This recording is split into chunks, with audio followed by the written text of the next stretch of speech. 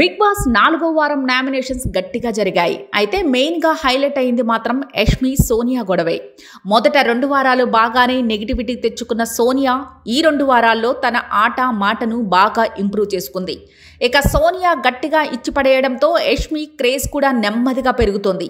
ఇక తాజా నామినేషన్లో యష్మి సోనియా మధ్య మాటల తూటాలు పేలాయి. ఎవరు ఏమన్నారో ఓ లుక్కేద్దాం.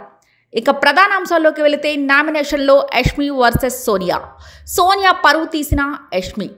మొత్తం నామినేషన్లో 6 సభ్యులు నాకు కావాలంటే నిఖిల్నే చూస్తా, కానీ నీలా వాడుకోను. సోనియాకి యష్మి వాటే కౌంటర్. బిగ్ బాస్లో ఈ వారం సోనియాను నామినేట్ చేసింది యష్మి. పాయింట్ టు పాయింట్ మాట్లాడుతూ ఇచ్చి పడేసింది. మొదట్లో నేను నిన్ను నా క్లాస్లోకి తీసుకుంది ఎందుకంటే నేను తప్పు చేసినా మాట్లాడతావని తీసుకున్నా, కానీ నువ్వు ఆ రూల్ ఫాలో అవ్వలేదు. కానీ నిఖిల్ క్లాస్లో ఉన్నప్పుడు మాత్రం బాగానే సలహాలు ఇస్తున్నావు. ఇక నా 2వ పాయింట్ ఎగ్ టాస్క్ గురించి ఇందాక మాట్లాడుతూ నువ్వే చెప్పావు, వాళ్ళ అగ్రెషన్ నీ స్ట్రైట్ అని. అంత బలాన్ని నువ్వు వాడుకున్నావు తప్ప నువ్వు ముందుకు రాలేదు ఆడటానికి. ఇద్దరు సపోర్ట్ లేకుండా నువ్వు సపరేట్గా ఆడి ఉంటే బాగుండేదని నాకు అనిపించింది అంటూ యష్మి తన నామినేషన్ రీజన్ చెప్పింది. దీనికి సోనియా సమాధానమిస్తూ వాళ్ళని ముందు పెట్టి నేను ఆడలేదు అంటున్నావు కదా. అవును, నేను అగ్రి చేస్తున్నాను, కానీ నేను ఇక్కడున్న ఏ మగాడి కంటే కూడా అగ్రెషన్లో ఎక్కువే. నా అగ్రెషన్ వల్ల ఎవరిని హర్ట్ చేయకూడదని అనుకున్నా. నేను గేమ్లోకి దిగాక ఎవరిని కొడతానో నాకే తెలియదు.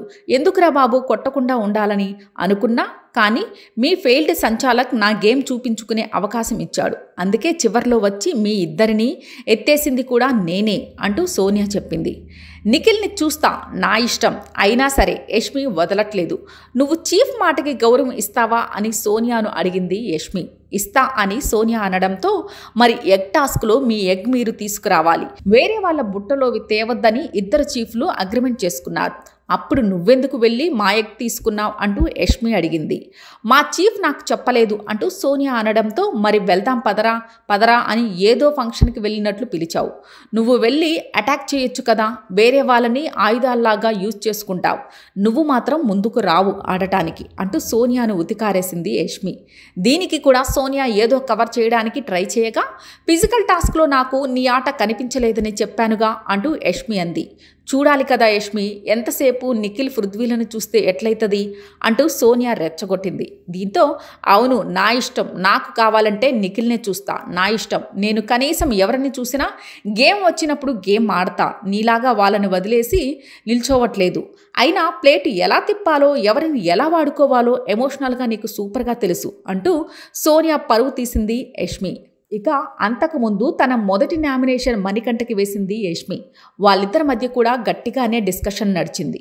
హౌస్లో నువ్వైనా ఉండాలి లేదంటే నేనైనా ఉండాలంటూ యష్మి మంగమ్మ లెవెల్లో శపథం చేసింది. ఇక ఈ వారం నామినేషన్లోకి మొత్తం 7 సభ్యులు వచ్చారు.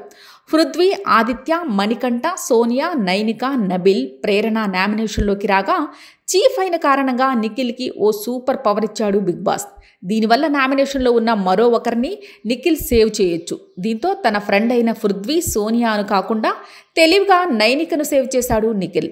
కారణం ఏంటి అని బిగ్ బాస్ అడగ్గా నామినేషన్లో నైనిక గురించి చెప్పిన రీజన్ స్ట్రాంగ్గా లేదంటూ నిఖిల్ బదులిచ్చాడు. మొత్తానికి ఫ్రెండ్షిప్పే పేకాటే అని మరోసారి నిరూపించాడు Nikhil. For more updates, please subscribe to Vibrant.